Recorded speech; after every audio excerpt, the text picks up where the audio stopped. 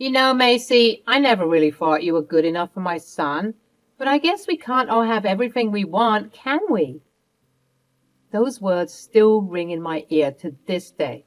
Despite going against my mother-in-law's wishes, I married the love of my life, Neil, 3 years ago, and we've been a happy couple ever since, despite my mother-in-law not wanting it to be that way. Hi there, my name is Macy, and this is the story of how I embarrassed my mother-in-law so badly that she's still unreachable to this day. Every now and then I dust my shoulders off for the good work I did, but after enough gloating, time for story time. I never really liked my mother-in-law, Irene. It's not that I had anything against her. It's just that she had always been overly critical of me, ever since Neil and I got together. She would make snide comments about my cooking, my fashion choices, and even my job. I always tried to shrug it off and be the bigger person, but it wasn't easy. But there was one incident that really sealed the deal for me. A couple of years ago, when Neil and I were engaged, Irene made a comment that still haunts me to this day. We were at a family gathering, and Irene had had a bit too much to drink. She turned to me and said, Macy, I never really thought you were good enough for my son, but I guess we can't all have everything we want, can we? I was mortified. There were horrified looks from everyone around us, wondering what on earth I did to poor Mom Irene to upset her so much. Except I didn't do anything. I was a loving and caring girlfriend then, and I'm a loving and caring wife now. She just made me look bad because she has her reasons as to why she doesn't like me, and I don't know why. I didn't know how to respond, so I just smiled weakly and excused myself to go to the bathroom. I cried for a good 10 minutes, feeling embarrassed and hurt. After that, I distanced myself from Irene as much as possible. I thought it would be better for my mental health if I did so, and it did indeed work. I would only attend family gatherings when I absolutely had to, and even then, I would keep my distance from Irene. You must be wondering about Neil, my husband, and what he has to say about all of this. Well, the thing is, he knew that Irene and I didn't get along, but he just perceived it as your typical mother-in-law rivalry that's bound to happen with a lot of couples. But Neil didn't know what his mother did that night, and I didn't tell him. I know that as a couple, we have to be completely honest with each other, but I couldn't stand the idea of breaking his poor little heart like that. He thought the world of his mother, and to hear something like that would completely shatter him.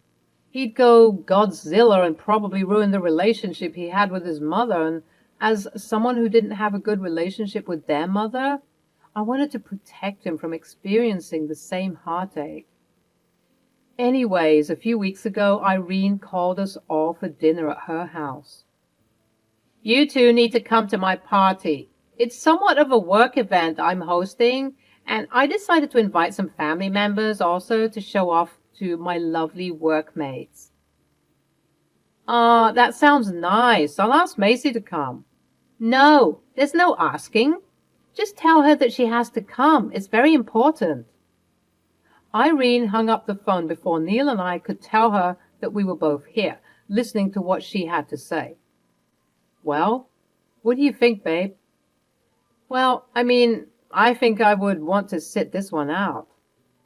Oh, come on, Macy, you're no fun anymore. You never want to go out with me to family functions.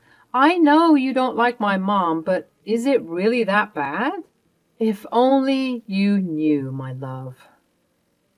I just don't feel too comfortable around big groups of people, and this is for her work buddies, right? I don't know, babes. Come on, babes. Let's help her out. It sounded like she really wanted you there. Maybe this is her attempt at extending an olive branch. Please, come with me. How could I say no to my beautiful husband? Of course I relented. Okay, babe, let's do this. Little did I know that this night would be the night that I last heard from my mother-in-law.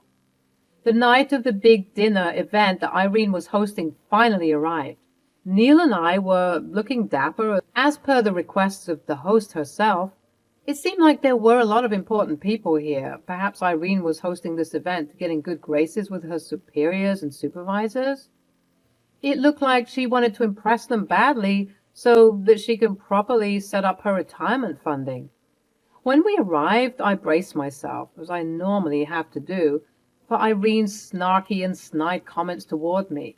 She'd always do them in such a subtle and inconspicuous way, so that if anybody called her out, she could easily backtrack. Come on, people, I know we all know at least one person who acts like this. It was extremely hard to navigate such people because I could easily tell when it happened. But I'm such a sensitive and shy person that I would just try and brush it off. That's exactly what happened that night when she practically stated that she wished I wasn't engaged to be married to Neil. I ran away, as I always did, but this night, things were a bit different. But let me not get ahead of myself. What happened next was quite shocking, actually. As I mentioned, I was gearing myself up for a long night of dodging snide comments, but as I met Irene for the first time in what felt like ages, she did something peculiar. Chipper. "Oh, my darling Macy, how have you been? You've been MIA. I'm so glad that you came out this time around." "Oh, I didn't think you noticed my absence." "Nonsense. I'm so glad Neil was able to convince you to come. You look stunning, by the way. Red is your color, darling. You should wear it more often." I was shocked. Did she fall and hit her head, perhaps? Why was she being so nice? I was taken aback by this newfound sympathy, and it appeared to be genuine for the most part, but years of dealing with this left me skeptical of this new behavior. The night was proceeding, and we were chatting and making small talk, as Neil and I were being paraded around Irene's co-workers like shiny new toys. Neil is a great talker and charmer. I guess he gets that from his mother, so conversation was flowing easily amongst all of us. I liked Irene's co-workers. They were so sweet and kind. Later on in the night, I saw another face that I hadn't seen in a while, except this time I openly welcomed seeing this face. "Benjamin, how are you?" "Hey, Macy, it's been a while. Listen, can I talk to you?" I was concerned. Why was the normally jovial Benjamin so quiet and serious all of a sudden? It seemed like tonight was a night for changes in personalities all around. Ben led me to a quiet place outside, and I was growing more and more worried. "Ben, what's going on?" "Well, Mace, I have some news, and I'm so sorry in advance for everything, but I thought that you needed to know." "What happened?" "Damn. I thought that she had changed her ways. I'm so disappointed." "Ben, I'm getting scared." "I'm sorry for keeping you in suspense. It's just that, well, it's not that easy for me to say. Part of me is embarrassed because it took me such a long time to say it." "Oh, Ben, if this is about that crush you used to have on me, it's all water under the bridge. Please don't feel embarrassed about it." "What? What are you... Oh, you mean that time? Well, I wasn't thinking about that, but now I am." "You weren't referring to that? Then what were you referring to?" "Okay, so we all know how Aunt Irene treats you. We all see that she's kind of snarky, but not too much. But it's still a lot to handle, and I'm so sorry she's been treating you this way." "Oh, well, tonight she's been quite lovely, actually. She even complimented my dressing sense. For once, I think I can safely come out of hiding now and be more open and comfortable with her. Neil said it seemed like she was extending an olive branch."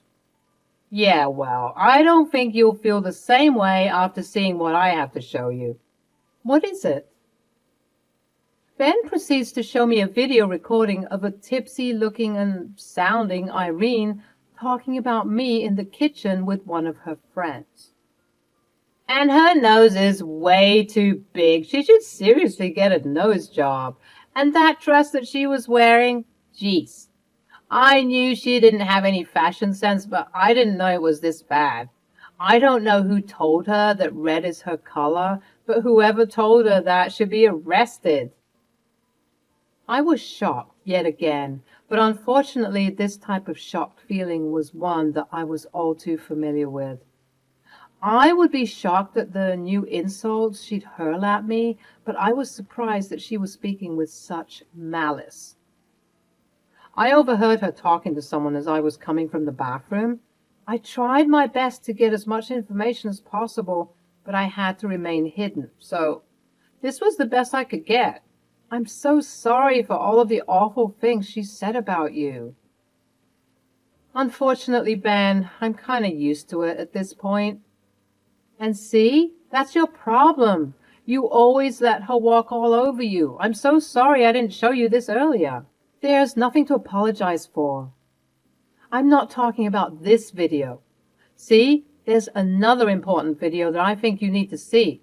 I tried to hide it from you all those years ago, mainly because I thought you'd prefer not to see the embarrassing moment. But considering what I saw tonight, I'm glad that I kept it all these years. Ben begins to show me a video, and at first, I didn't really know what he was showing me, as it appeared as though Ben was taking a video of him talking with one of his relatives. And then, in the distance of the video, I could hear it. I heard those words that still haunted me. You know, Macy, I never really thought you were good enough for my son, but I guess we can't all have everything we want, can we? Suddenly, the camera whipped to the direction of the commotion to reveal me, very red in the face, and Irene smirking at me. I then dashed off, not noticing the camera, but Irene remained. Even though the video, someone could see that the air was filled with thick tension. Irene proceeded to speak. Oh, come on, we were all thinking about it. I can't stand that girl. I don't even know what Neil sees in her. She's so ugly, and I don't think she even knows how to be a good mother. And another thing. Okay, Auntie Irene, let's get you some water. The video ended with Ben seeming to take Irene away, and then the footage stopped altogether. I didn't know that she said all of that afterward. And that's why I didn't want to show you. It's a lot to hear, and I realize now that I should have told you all those years ago. Perhaps something would have changed. I was banking on the fact that perhaps Auntie Irene was beginning to warm up to you, but after hearing what she said today, I can see that absolutely nothing has changed, and you have every right to know that. As much as it pains me to know that a lot of you knew this information before, I'm glad that you were just trying to protect my feelings. Thank you for telling me now, though. Better late than never, I guess. I'm going to send these videos to you right now. You can do whatever you want with them, but I think you need to show these to Neil. I have a better idea, actually. I'm sick of being so shy and complacent when she so blatantly disrespects me. It's my turn to embarrass her.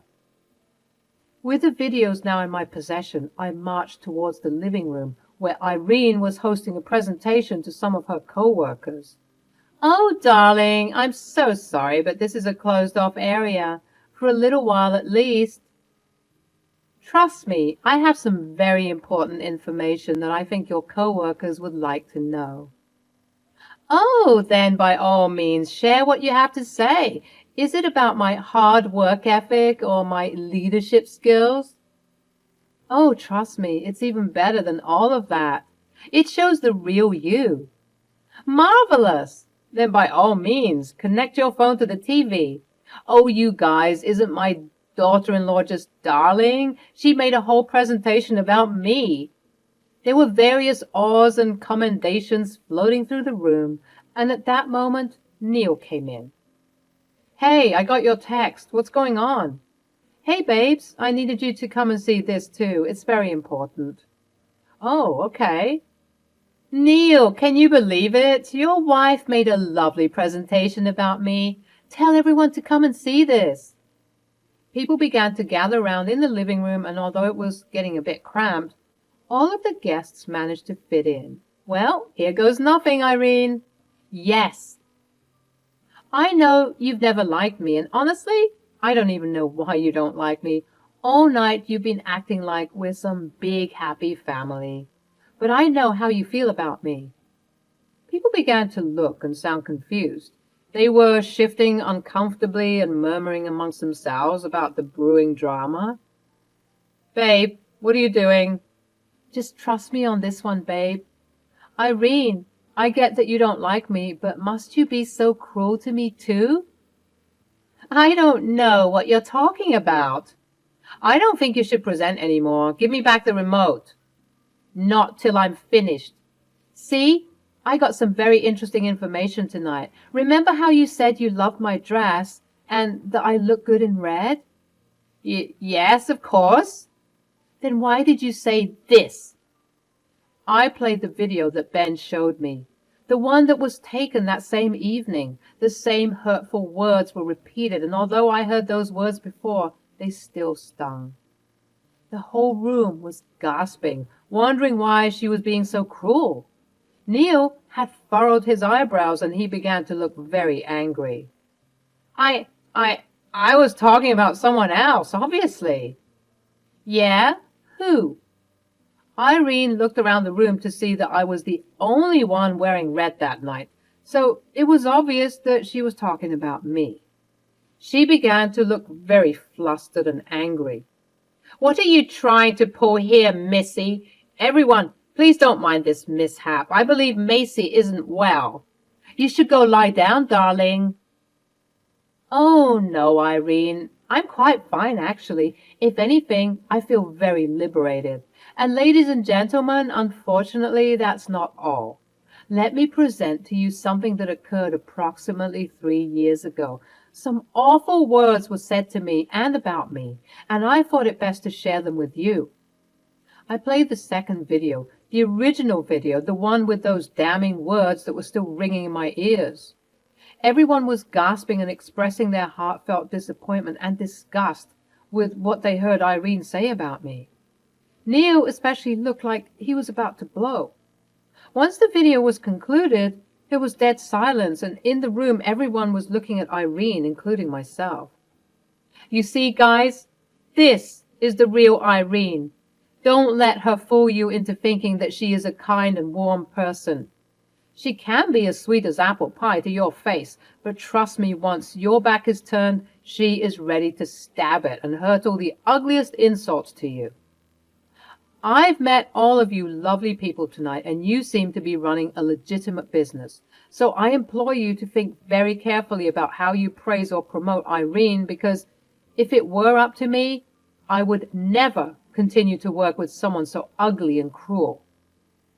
Irene was glancing around the room, searching for someone, anyone who was willing to hear her out, or rather, hear the lies that she was most likely conjuring to cover her tracks. Well, you see, the thing is, what happened was, that day I was very drunk, you see." Someone in the crowd shouted. "Yeah, but a drunk mind always speaks sober thoughts." "Who said that? Review yourself." "Listen here, Macy. I don't know what's gotten into you, but you need to apologize to all of my guests for your behavior." "No, I think it's you who needs to do the apologizing, Mom." Neil finally spoke. He hadn't said a word since he was in the room, and now he seemed like he had a bone to pick with his mother. You treated my wife like this?" "Neil, baby." "Don't baby me, Mom. What is wrong with you? Why would you say such awful things?" Oh, come on, everybody. I was joking. Yes, that's what it was. It was all a prank. That's what you kids are doing nowadays, isn't it?" "Stop lying to us, Mom. You're only embarrassing yourself even more. You are a pathetic woman, and you're a sad excuse for a colleague and a mother-in-law. I'm glad that everyone sees what I see now. What do you have to say for yourself, Irene began to cry, still trying to shift the attention from me and onto her. She was looking for sympathy, but no one was willing to give it to her. She was obviously getting desperate, and her facade began to slip, revealing the true monster underneath. She began berating everybody, including her co-workers. She said that they were all trolls but not believing her, but her outburst was doing nothing to help her in this situation. She was clearly spiraling, and slowly but surely people began to leave, including her supervisors and superiors. Needless to say that she wouldn't be getting that big pension fund she was vying for. Not only that, but Neil had told me the next day that he overheard some people say that she would be fired, effective immediately due to her gross misconduct. Surely enough, she was fired and she was given a meager pension fund. But after hearing the news that she'd been fired, it was as if she had disappeared from the face of the earth. I should probably mention that after everyone left, Neil berated his mother in front of me, Ben, and some other family members who were part of this occasion. He forced her to apologize, and she was completely mortified. Such a proud and malicious woman's worst fear is taking accountability for her actions. But she had to. She apologized and immediately ran to her room. The rest of us left, and when we heard the news that she'd been sacked, we wanted to contact her and console her, even though she deserved it. But alas, she wasn't returning any of our calls, including Neil's. A month had passed, then 6, then a whole year had gone by, and still to this day we haven't heard from her. Such a shame, considering she always had a lot to say. And now that she'd been humbled, she was as quiet as a mouse. How pathetic indeed.